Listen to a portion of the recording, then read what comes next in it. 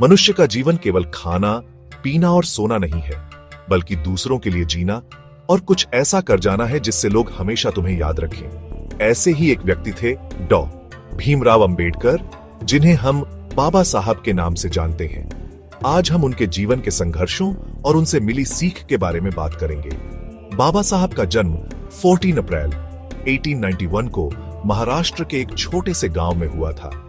वह एक ऐसे परिवार में पैदा हुए थे जिसे उस समय अछूत माना जाता था। बचपन से ही उन्हें भेदभाव का सामना करना पड़ा। स्कूल में उन्हें बाकी बच्चों से अलग बिठाया जाता था और यहां तक कि उन्हें पानी पीने के लिए भी कोई छूने नहीं देता था।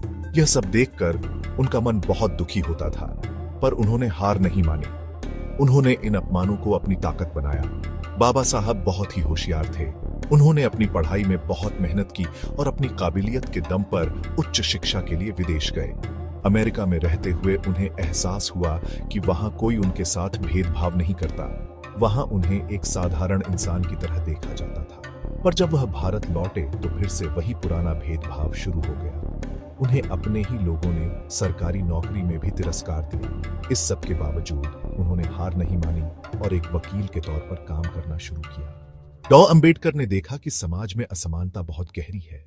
उन्होंने सोचा कि क्यों न एक ऐसा समाज बनाया जाए जहां सभी को समान अधिकार मिले। इसी सोच के साथ उन्होंने दलितों और शोषितों के हक के लिए आवाज उठाई। उनका सबसे बड़ा योगदान भारतीय संविधान का निर्माण था।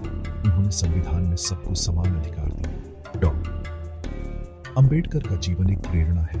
उन्होंने दिखाया कि कैसे एक इंसान अपनी मेहनत और लगन से अपनी किस्मत बदल सकता है।